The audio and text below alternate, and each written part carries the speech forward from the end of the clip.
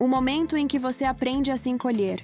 Em algum momento da sua vida, você aprendeu que existir do jeito que você é tem um preço. Não foi um evento grande. Não foi um trauma óbvio. Foi algo silencioso.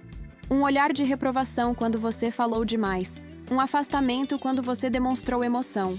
Um elogio que só veio quando você se comportou como esperavam. Carl Rogers chamava isso de aceitação condicional. Você é aceito. Desde que não incomode. Desde que não questione. Desde que não seja intenso demais. Desde que não seja você por inteiro. E é aí que algo se desloca dentro da mente. A criança não pensa, estão me rejeitando. Ela pensa, eu preciso mudar para continuar pertencendo. Esse é o nascimento do hábito de pedir permissão para existir. Você começa a observar antes de agir, a medir suas palavras, a diminuir seus gestos, a se adaptar ao ambiente, mesmo quando isso te apaga. Com o tempo, isso deixa de ser estratégia e vira identidade. Você cresce acreditando que ser aceito é mais importante do que ser verdadeiro, que agradar é mais seguro do que existir, que se mostrar inteiro é arriscado demais. E sem perceber, você constrói uma versão funcional de si mesmo, mas não uma versão viva. Carl Rogers dizia que o sofrimento humano começa quando existe uma distância entre quem você é e quem você aprendeu a ser para ser amado. Essa distância cansa, ela pesa, ela gera ansiedade sem nome, um vazio difícil de explicar. Porque o problema nunca foi falta de capacidade, foi excesso de adaptação. E enquanto você continua pedindo permissão para existir, sua vida acontece em segundo plano. No próximo tópico, você vai entender por que essa adaptação parece maturidade, mas na verdade é apenas sobrevivência emocional. Se quiser ajustar tom, profundidade ou ritmo, diga agora. Caso contrário, continuo automaticamente com o tópico 2. A confusão entre aceitação e sobrevivência emocional. Existe um momento silencioso em que a mente faz um acordo perigoso. Ela confunde aceitação com segurança e passa a tratar sobrevivência emocional como se fosse maturidade. Você aprende que ser aceito alivia a tensão, que evitar conflito reduz o risco, que se ajustar mantém o vínculo. E isso funciona. Funciona tão bem que o cérebro registra o padrão como proteção. Carl Rogers explicava que, quando o amor é condicionado, o organismo aprende a priorizar pertencimento acima de autenticidade. Não porque isso seja saudável, mas porque é necessário naquele momento. O problema começa quando essa estratégia temporária vira identidade permanente. Você cresce acreditando que, se for compreensivo demais, será amadoso e for flexível demais, será aceitoso e abrir mão de si, será mantido por perto. E então surge a ilusão da maturidade emocional.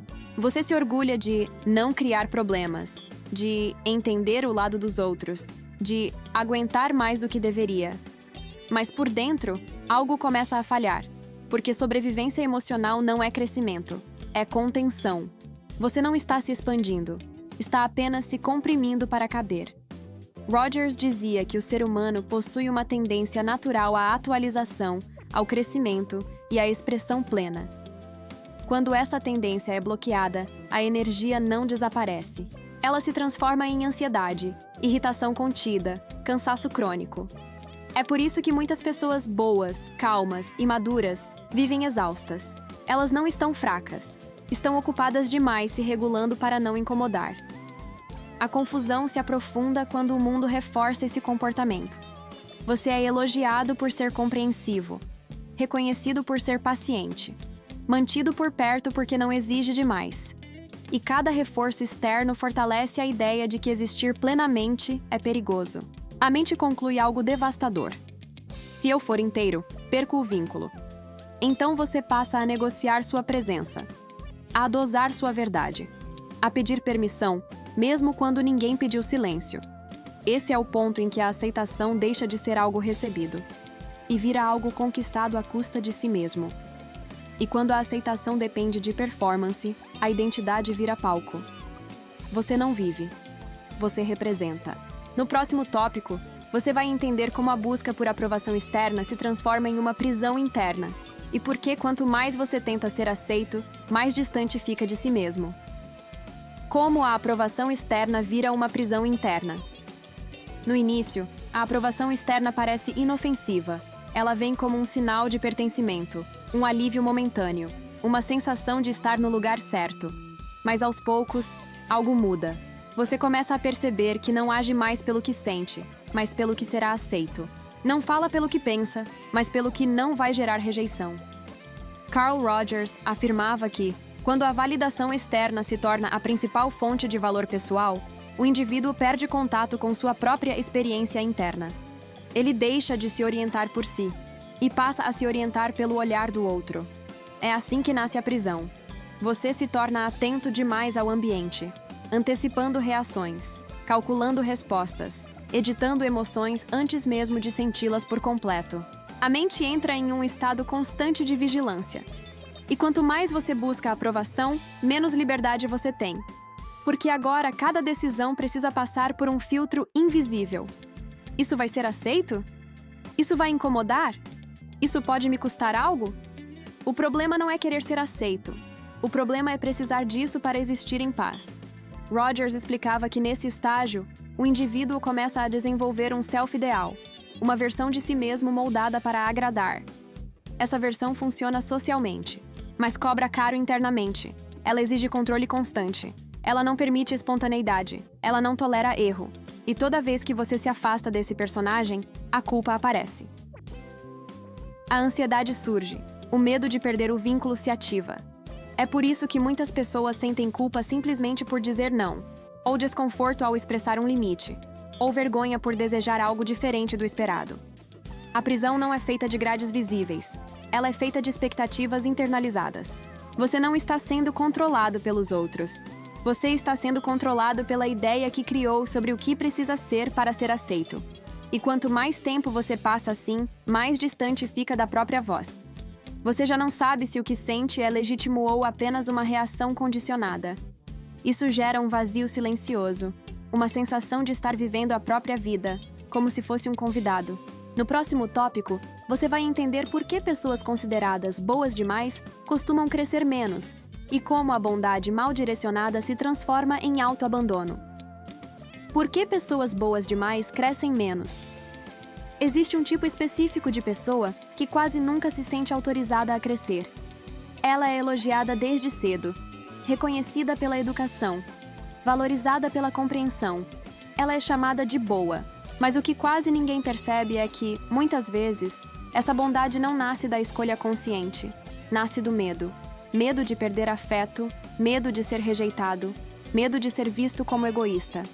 Carl Rogers observou que, quando a aceitação vem condicionada ao comportamento agradável, o indivíduo aprende a associar valor pessoal à aprovação moral. Ser bom passa a ser uma exigência interna, não uma virtude livre.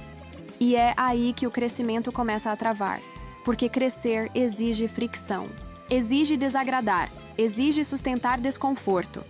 Pessoas boas demais evitam isso a qualquer custo. Elas cedem antes do conflito, silenciam antes da discordância, se adaptam antes de se posicionar. Externamente parecem maduras, internamente estão presas. Elas confundem empatia com autoabandono. Confundem humildade com anulação. Confundem paz com ausência de expressão. Rogers dizia que o crescimento real acontece quando o indivíduo passa a confiar na própria experiência interna como guia. Mas quem foi condicionado a ser bom demais, aprendeu a desconfiar do que sente. Se sente raiva, reprime. Se sente desejo, justifica. Se sente limite, relativiza. Tudo passa pelo filtro moral. Será que estou sendo uma boa pessoa? E enquanto essa pergunta domina, a vida não avança. Porque crescer não é se tornar melhor aos olhos dos outros, é se tornar mais inteiro aos próprios olhos. Pessoas boas demais crescem menos porque esperam permissão para mudar, esperam autorização para ocupar, espaço e esperam validação para escolher a si mesmas, e essa permissão quase nunca vem. O mundo não recompensa quem se encolhe, ele apenas se acostuma. E quando você percebe isso, algo dói, porque você entende que não foi falta de capacidade, foi excesso de concessão. No próximo tópico, você vai enxergar como o medo de incomodar se torna a raiz da autoanulação e por que ele opera de forma tão silenciosa que parece até personalidade. O medo de incomodar como raiz da autoanulação. O medo de incomodar raramente se apresenta como medo. Ele se disfarça de educação, de cuidado, de empatia. Você não quer atrapalhar, não quer pesar, não quer ser demais. E aos poucos, isso vai moldando suas escolhas. Carl Rogers explicava que, quando a aceitação depende da adaptação, o indivíduo passa a monitorar o próprio impacto no ambiente antes mesmo de reconhecer o que sente. A pergunta deixa de ser: o que é verdadeiro para mim? E passa a ser: isso vai incomodar alguém? Esse deslocamento é sutil, mas devastador. Você começa a se antecipar, a se conter, a ocupar menos espaço do que poderia. Não porque alguém esteja te pedindo isso explicitamente, mas porque você aprendeu que existir plenamente pode gerar rejeição. O medo de incomodar vira um freio constante. Você evita expressar necessidades, evita pedir ajuda, evita mostrar desconforto. E quanto mais você evita, mais invisível se torna. O corpo sente, a mente registra, mas a voz não sai. Rogers dizia que a incongruência entre o que é vivido internamente e o que é expressado externamente gera tensão contínua. Essa tensão não explode, ela se acumula. É por isso que pessoas que não incomodam vivem cansadas, irritadas, sem saber porquê. Tristes, sem motivo aparente. Elas estão carregando emoções que nunca encontraram espaço para existir. O medo de incomodar também distorce a percepção de responsabilidade. Você passa a se sentir responsável pelo conforto emocional dos outros, como se seu papel fosse manter o ambiente estável, mesmo que isso custe sua própria estabilidade. E nesse processo, você começa a desaparecer de si mesmo. Você se adapta tanto que já não sabe onde termina o outro e começa você. Já não reconhece seus limites, já não confia nos próprios impulsos. A autoanulação não acontece de uma vez. Ela acontece em microsessões diárias. Um silêncio aqui, uma desistência ali, um tanto faz que não é verdadeiro. Até que um dia você olha para a própria vida e sente que está vivendo em função de não incomodar. No próximo tópico, você vai entender como nasce a voz interna que te cala e por que ela soa como você, mesmo não sendo. A voz interna que não é sua. Em algum ponto do caminho, o silêncio externo se transforma em voz interna. Você já não precisa que alguém te peça para se conter. Você faz isso sozinho. Essa voz parece sua, ela usa seu tom. Se manifesta como cautela, bom senso, maturidade. Mas ela não nasceu em você, ela foi aprendida. Carl Rogers explicava que, quando a aceitação é condicional, as avaliações externas acabam sendo introjetadas. O que antes vinha de fora passa a operar por dentro.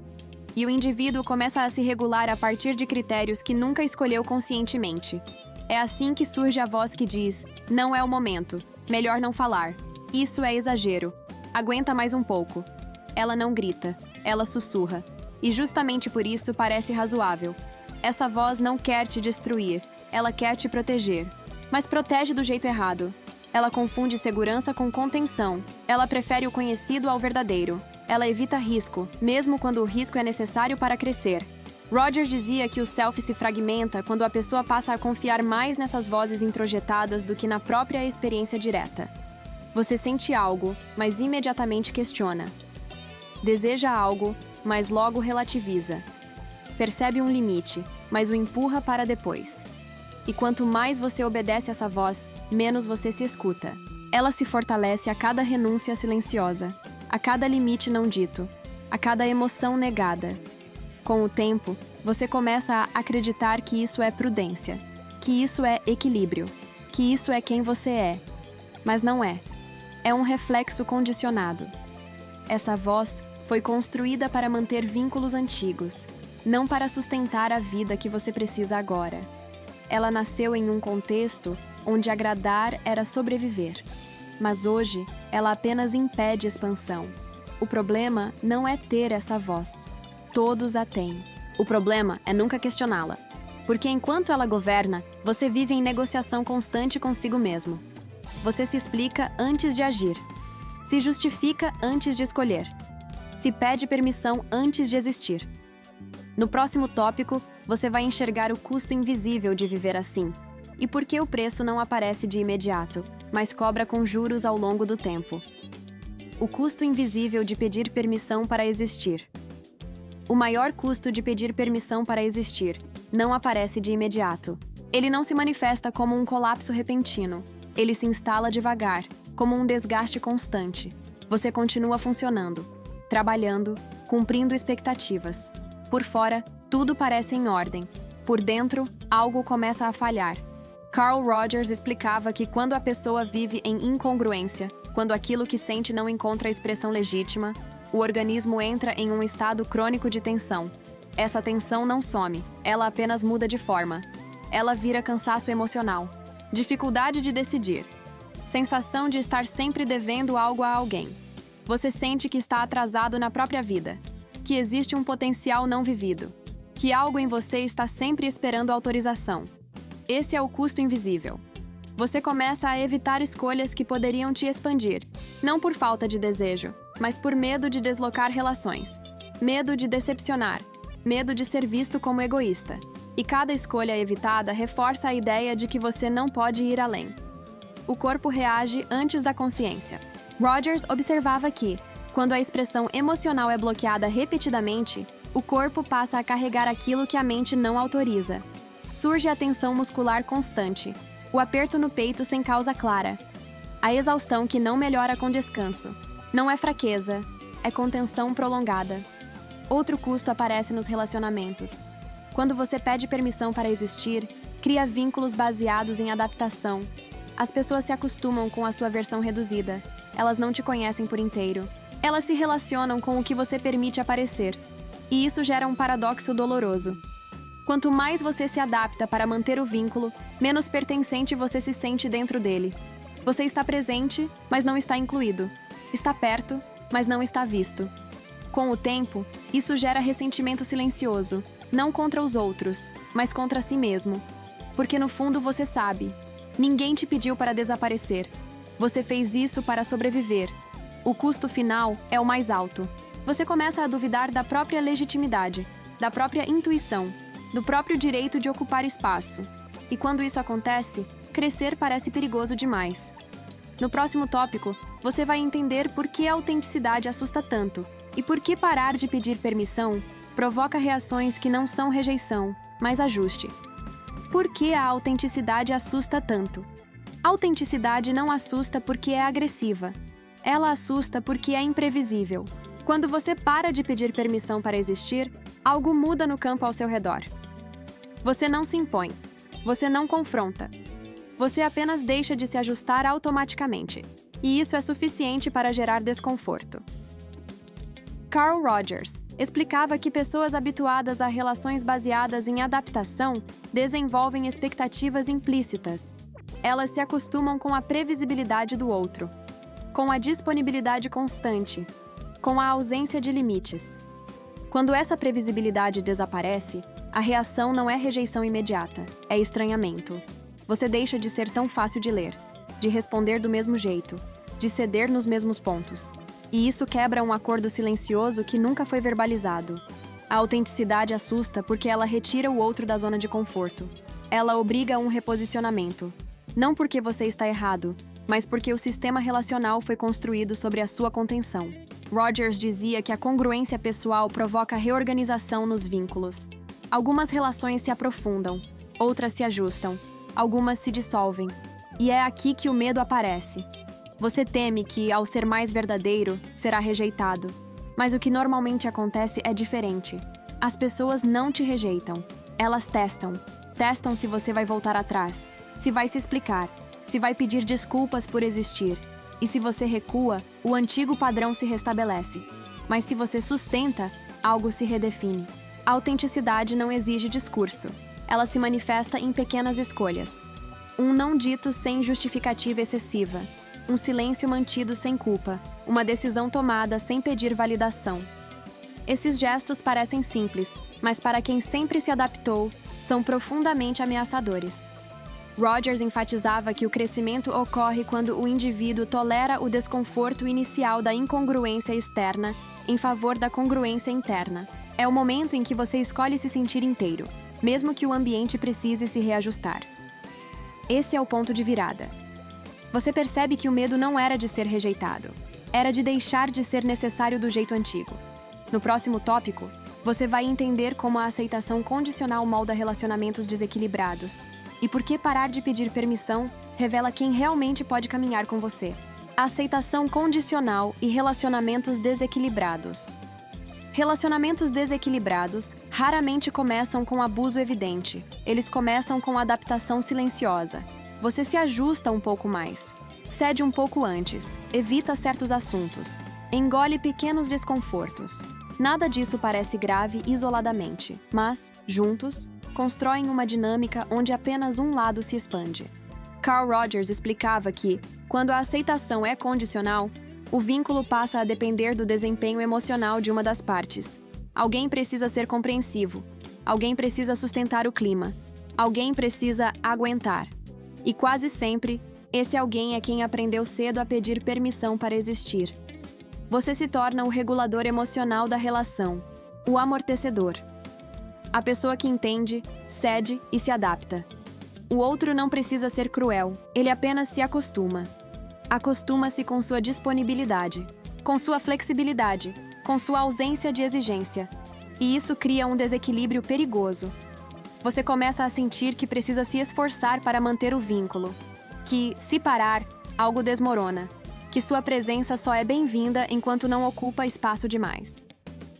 Rogers dizia que relações saudáveis se baseiam em aceitação positiva incondicional mútua. Quando isso não existe, o vínculo se organiza em torno de controle sutil. Não controle explícito, mas controle pelo medo de perder.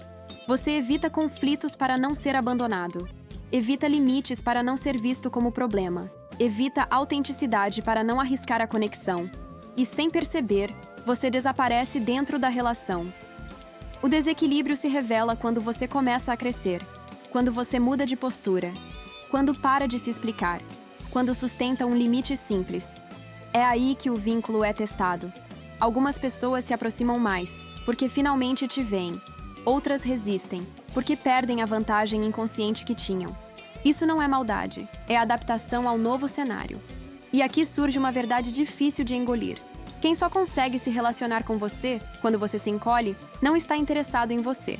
Está interessado no papel que você desempenha. Parar de pedir permissão para existir não destrói relações verdadeiras. Ele apenas expõe as que nunca foram equilibradas. No próximo tópico, você vai entender o ponto de ruptura. Quando o corpo começa a cobrar aquilo que a mente insistiu em calar por tempo demais. O ponto de ruptura. Quando o corpo começa a cobrar. Existe um momento em que a mente já não consegue mais sustentar o que o corpo vem sinalizando há anos. Você tentou ser forte, tentou ser compreensivo, tentou aguentar, mas o organismo não negocia indefinidamente. Carl Rogers observava que, quando a incongruência entre o self-real e o self-adaptado se prolonga, o corpo se torna o último mensageiro da verdade. Ele começa a falar quando a consciência insiste em calar. Esse ponto de ruptura não é dramático. Ele é silencioso e persistente. Um cansaço que não passa. Uma ansiedade sem causa aparente. Uma irritação constante com coisas pequenas. Você não entende por quê. Afinal, está tudo bem. Mas não está. O corpo não responde a narrativas sociais. Ele responde à coerência interna. Quando você vive pedindo permissão para existir, o organismo entra em estado de alerta contínuo. Ele se prepara o tempo todo para se ajustar, para ceder, para se conter. Isso consome energia vital. Rogers explicava que a tendência natural do ser humano é a expansão. Quando essa expansão é bloqueada, a energia não desaparece. Ela se converte em sintomas. O corpo começa a protestar. Você perde clareza, perde vitalidade, perde prazer. E quanto mais você tenta controlar isso com racionalizações, mais intenso o sinal se torna. O ponto de ruptura acontece quando você percebe que continuar como está custa mais do que mudar. Não é um ato de coragem heróica, é exaustão. Você não quer mais se explicar, não quer mais se adaptar, não quer mais se encolher. Algo em você diz, chega. Esse momento é desconfortável, porque desmonta a identidade construída sobre sobrevivência emocional.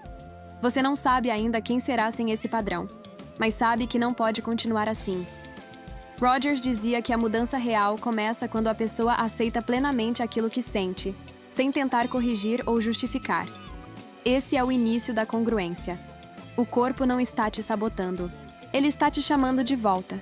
No próximo tópico, você vai compreender por que crescer não é confronto, mas expansão, e como sair da contenção sem precisar lutar contra ninguém. Crescimento não é confronto, é expansão. Existe uma crença profundamente enraizada em quem sempre se adaptou demais. A ideia de que crescer significa brigar, romper, ferir. Por isso, tantas pessoas preferem permanecer contidas. Elas acreditam que, ao ocupar mais espaço, estarão automaticamente machucando alguém. Mas essa é uma falsa equivalência.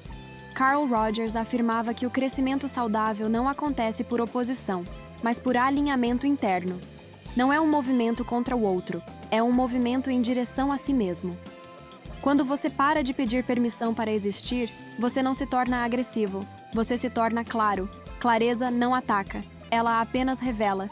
Você passa a agir de acordo com o que sente, a falar quando é necessário, a silenciar quando é verdadeiro, sem excesso de explicação, sem justificativa constante, sem culpa.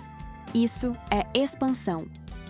O confronto nasce quando a expansão é confundida com imposição. Mas pessoas que sempre se encolheram raramente se impõem. Elas apenas deixam de ceder. E para quem se beneficiava da sua contenção, isso parece confronto. Rogers explicava que a congruência pessoal reorganiza o ambiente. Não porque você exige mudança, mas porque você muda a forma de se posicionar. Você já não negocia seus limites em silêncio. Já não apaga emoções para manter a paz. Já não se adapta automaticamente. E isso desloca tudo ao redor. Algumas pessoas sentem alívio, outras estranham. Algumas resistem. Mas nenhuma reação define quem você é. O crescimento verdadeiro não precisa de discurso. Ele se manifesta em coerência. Você começa a escolher sem pedir aprovação, a dizer não sem culpa, a sustentar decisões sem se justificar excessivamente. E algo curioso acontece. A tensão diminui, a ansiedade cede, a energia retorna. Porque o organismo reconhece que, finalmente, não precisa mais lutar contra si mesmo. Rogers dizia que quando a pessoa se permite ser quem é, o comportamento se torna naturalmente mais construtivo. Não por esforço moral, mas por alinhamento interno. Você não cresce atacando. Você cresce ocupando o espaço que sempre foi seu. No próximo tópico, você vai descobrir o que realmente muda quando você para de se explicar e por que esse simples deslocamento redefine sua presença no mundo. O que muda quando você para de se explicar? Parar de se explicar não é se tornar frio, não é se fechar, não é perder empatia, é parar de justificar a própria existência. Durante muito tempo você aprendeu que precisava apresentar motivos para sentir, para escolher, para dizer não. Como se suas decisões precisassem ser validadas para serem legítimas. Carl Rogers dizia que a pessoa que vive sob aceitação condicional desenvolve o hábito de se explicar como forma de manter o vínculo. A explicação vira uma tentativa de reduzir o desconforto do outro, mesmo quando isso custa a própria coerência. Quando você para de se explicar, algo sutil acontece. Você começa a responder em vez de reagir. Você escolhe em vez de se defender. Você sustenta o silêncio sem se sentir em dívida. E isso muda completamente a forma como você é percebido. Não porque você ficou mais duro, mas porque ficou mais inteiro. As explicações excessivas normalmente não são sobre clareza, são sobre medo. Medo de ser mal interpretado. Medo de desapontar. Medo de perder espaço. Rogers observava que, quando o indivíduo passa a confiar na própria experiência interna, ele já não sente necessidade de convencer. Ele simplesmente age de acordo com o que é verdadeiro. Parar de se explicar devolve energia. Você deixa de gastar esforço tentando controlar a percepção alheia. Deixa de ajustar a narrativa para ser aceito. Deixa de negociar cada decisão. Essa economia emocional é profunda. Você começa a perceber que quem te respeita não exige justificativas quem. Te escuta, não precisa de longas defesas quem. Se importa, se ajusta. E quem só aceitava você quando você se explicava, começa a se revelar. Esse é um ponto sensível. Algumas pessoas estranham sua nova postura. Outras testam limites. Algumas tentam puxar você de volta para o papel antigo. Mas algo dentro de você já mudou. Você não sente mais a urgência de agradar.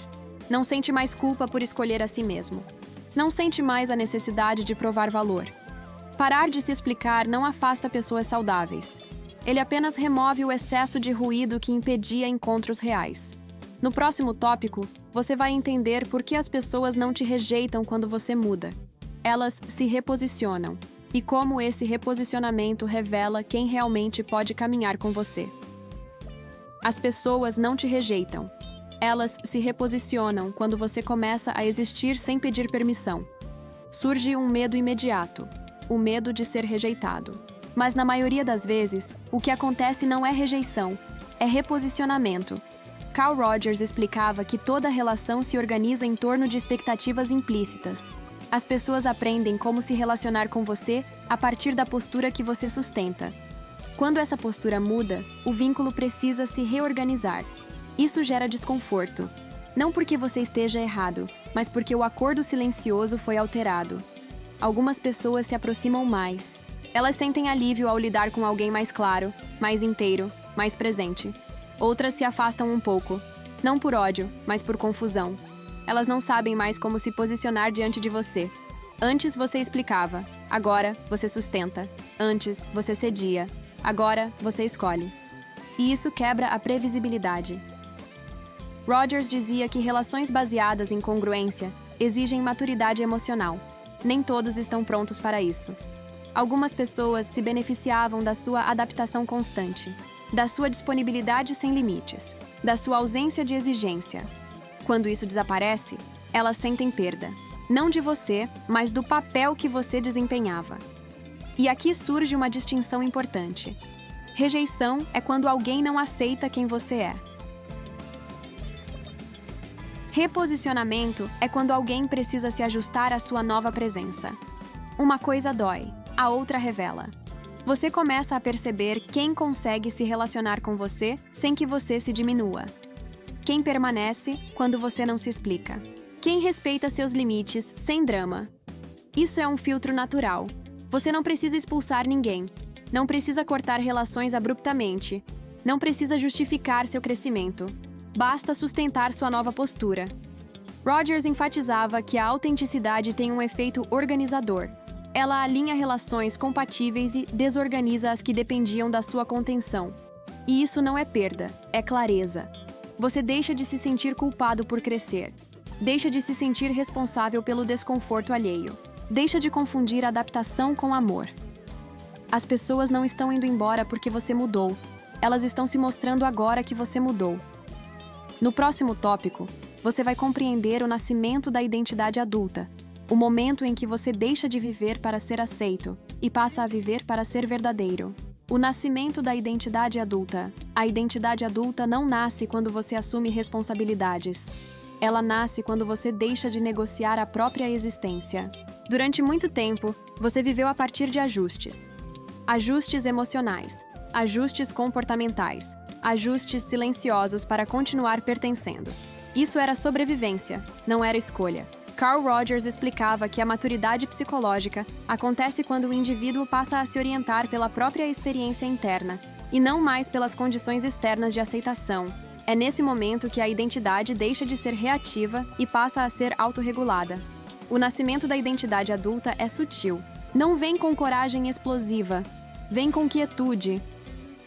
Você para de perguntar quem precisa que você seja, e começa a se perguntar quem você é quando não está tentando agradar. Essa transição é desconfortável, porque você perde referências antigas. Você não sabe mais como agir em certas situações. Não porque está perdido, mas porque não está mais operando no automático. A identidade adulta exige presença. Você sente antes de responder. Escolhe antes de explicar. Sustenta antes de ceder. Rogers dizia que quando a pessoa aceita plenamente a própria experiência, ela se torna mais estável emocionalmente, não menos. Porque já não precisa se defender do que sente. Isso muda tudo. Você deixa de se sentir culpado por ocupar espaço. Deixa de pedir desculpas por sentir. Deixa de justificar escolhas que são coerentes com quem você é.